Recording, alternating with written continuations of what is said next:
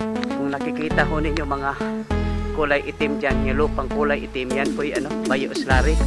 Yan po galing doon sa kabilang farm, at ito po byproduct po ng Bayo Digester po doon. Ayan, dito po pinapadiretso ko rito, pinapatambak para hindi na magdodo double handling. Diretso na po rito. Medyo alanganin pa po ako nito mga paryente, kasi yung palatandaan mga paryente na safe na po siya pag tumubo na po yung mga damo. Yan, ibig sabihin safe na po siya. Napakataba po nito mga paryente, at saka walang amoy po ito mga paryente. Ito po katulad po ito ng yung ating Poso Negro, yung pong septic tank po natin sa bahay. Kasi yung pong yung mga presko na dumi, nasa ibabaw po yun, tapos pumapailalim po yung naging po kasi yan siya, parang naging putik.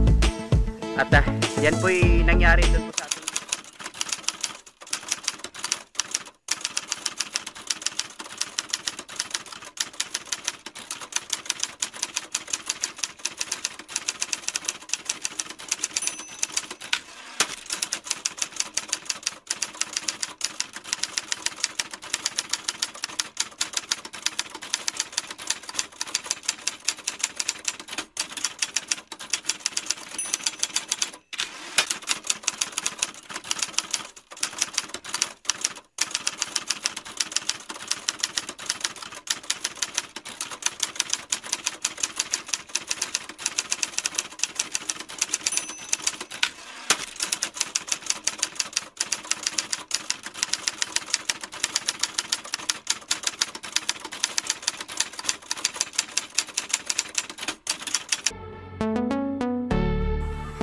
yan mga paryente, isang makulimlim na umaga.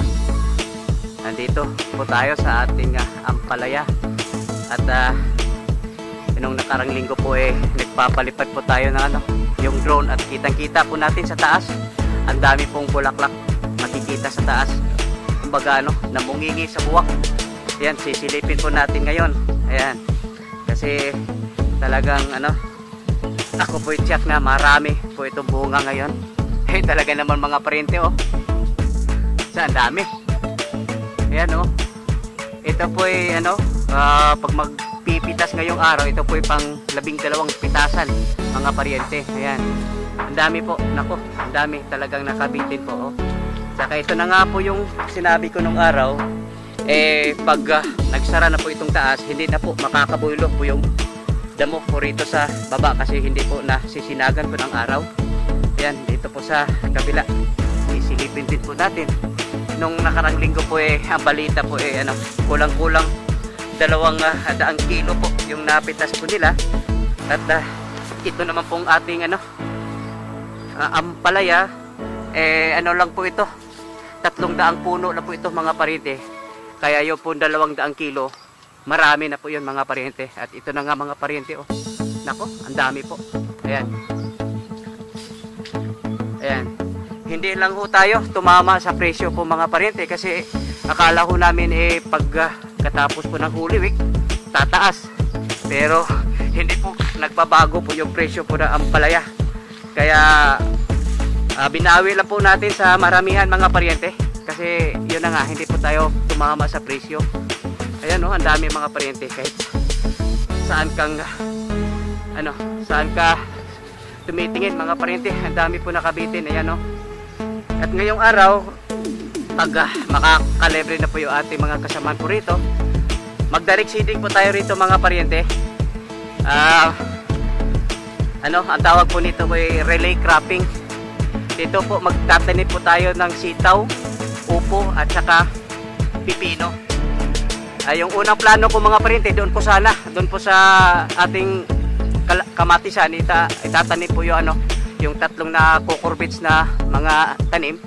Kaso nga lang, masasayang po itong balag po natin mga paryente. Kaya naisip ko i-relay cropping na lang po natin dito para magagamit pa po itong ating balag, kasi malaki po yung ginastos po nitong ating balag mga paryente.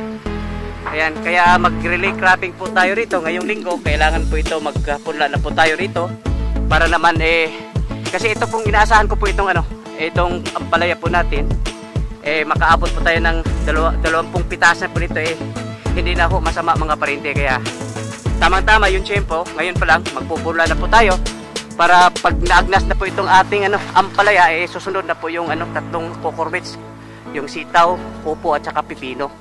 Yan pong ating direksyon po rito mga parente. Ayan.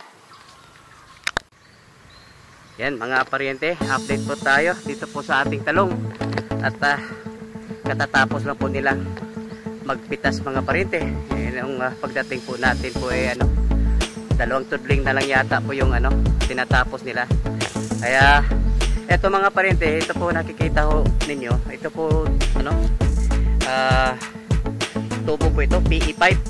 Bidos po ito mga parente. At ipinagbilin ko kasi kay kasamang Denver na maghahanap ng paraan para ito po mapapadaluyan po natin ang tubig lagon.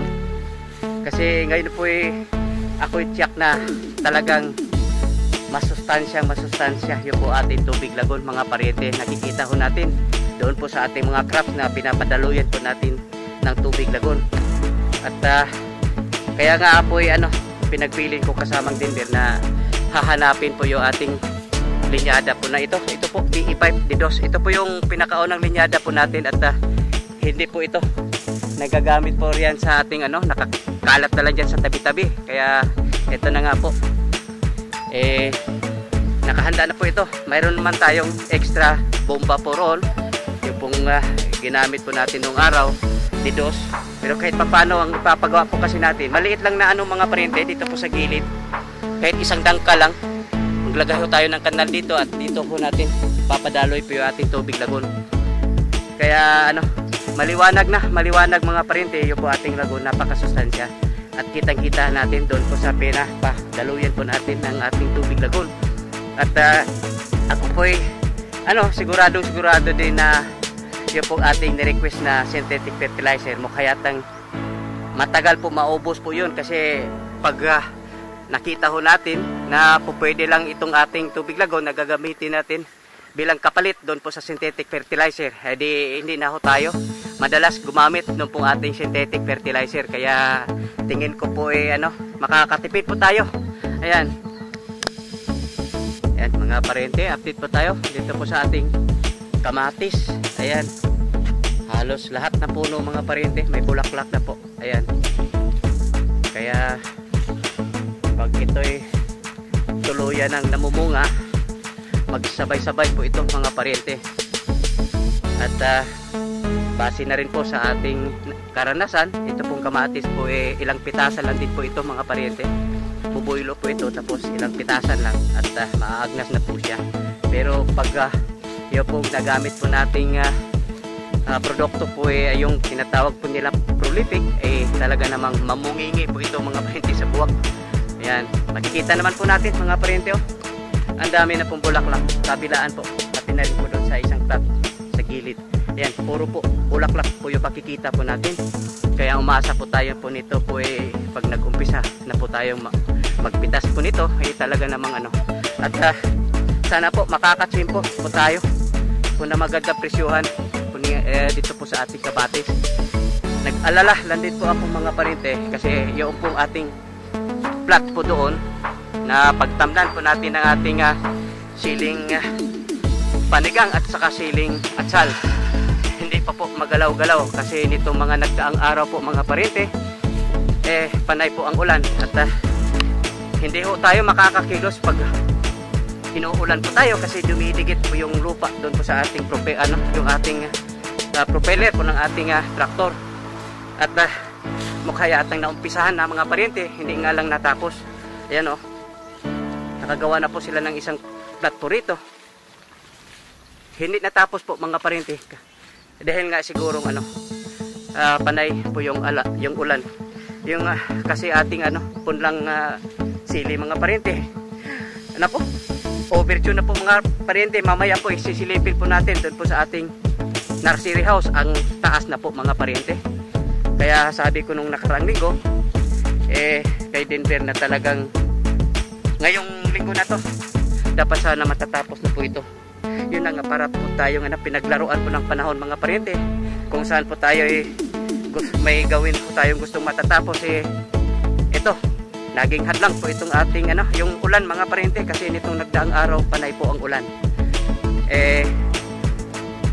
Tayo naman po ay nagpapasalamat na inulan ho tayo, pero sa ibang bagay po tayo po ay nadismaya kasi hindi ho tayo makakagawa po ng plat. Ayan.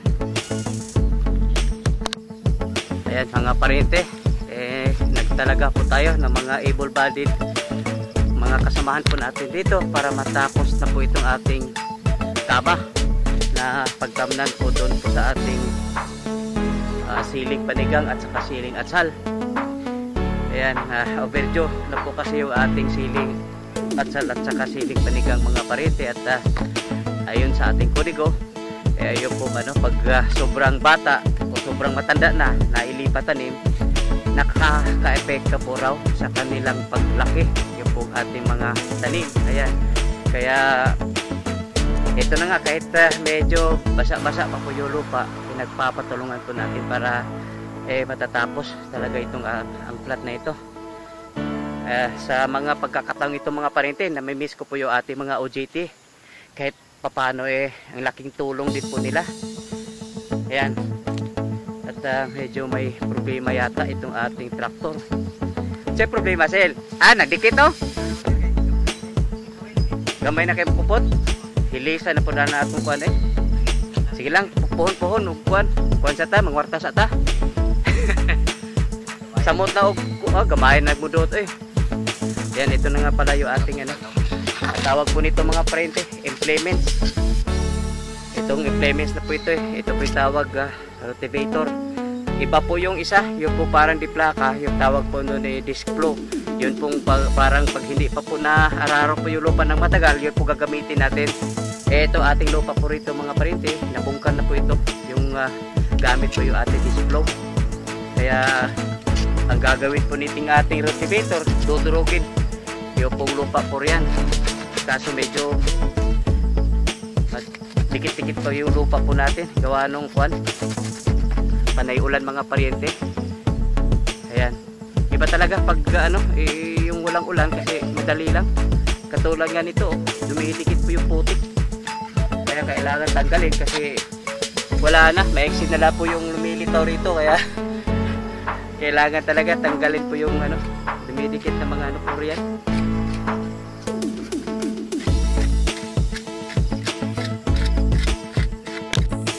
Parente, silip po tayo dito po sa ating punlang sili at saka siling atsal mga parente, kasi pakiramdam ko po ito nagpo-overdue na mga parente.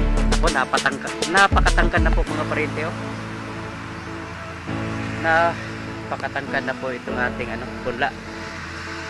At hindi pa ito mailipatan ni mga parente, kasi naumpisahan na po nila maggagawa ng kama po doon sa area. Kaso lang mga parente, sunod-sunod po yung ulan nitong mga nagdaang araw, kaya hindi po matapos-tapos. Makikita ho natin mga parente, napakatanggad na po.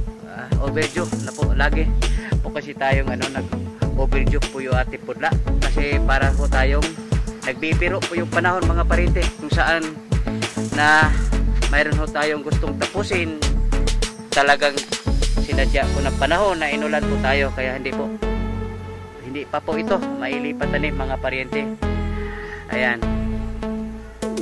yan mga parente, sisingit na naman po natin ito ating kalamansi. Sa ngayon po yung mukha po silang galit na galit mga parente. Ako, hitik po sa bunga, halos lahat na puno mga parente, ang dami po bunga, para baga silang galit na inuuhaw po ng gusto, gawa nung sobrang init nung mga nagdaang linggo. Tapos pinapabahaan po natin ng tubig lagon at sinundan po ng sunod-sunod na ulan. Ito na ang nangyari mga parente, talagang hitik sa bunga yung po ating kalamansi. Halos lahat na puno po mga parente, punong-puno po sa bunga. Kaya kung sakaling mga 2 linggo pa mga parente, pag maatsimpuhan po natin po yung ating yung presyuhan po, pag maganda yung presyuhan, talaga namang tiba-tiba po tayo nito. kung matsimpuhan po nating mataas yung presyo po ng kalamansi, kasi ang dami po mga parente oh. Ang dami po kasi itong nakalimutan ko ilang puno po yung ating kalamansi. At hindi lang po ito mga parente, mayroon po din tayo kalamansi dyan so. Ini-intercrop po natin dyan po sa ating papaya.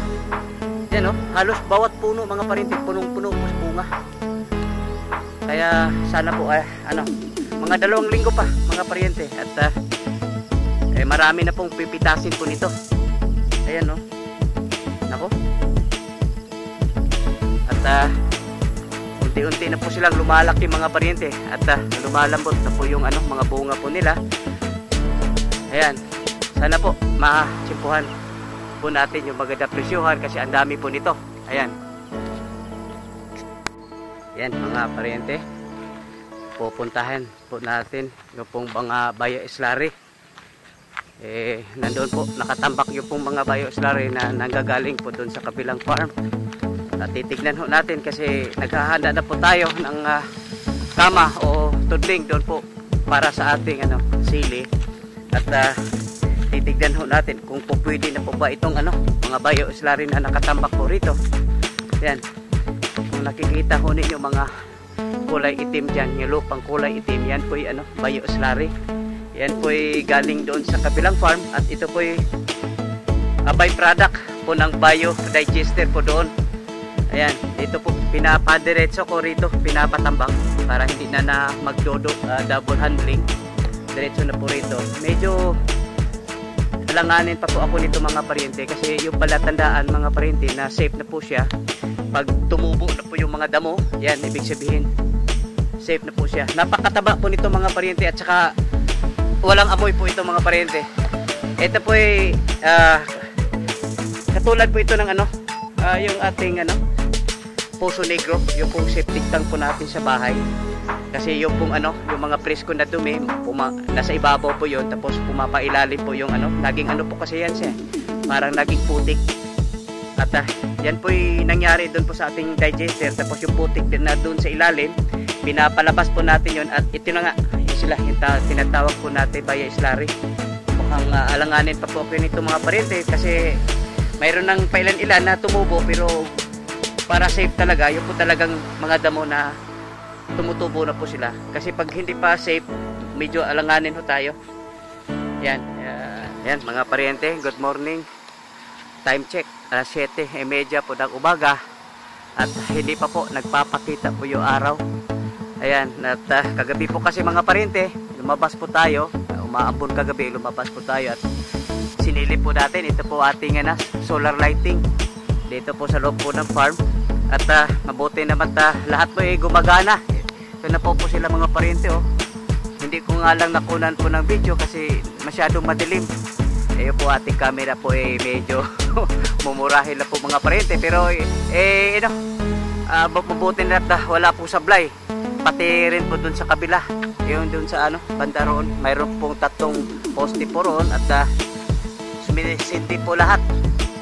At dito naman itong ilang poste po ba ito?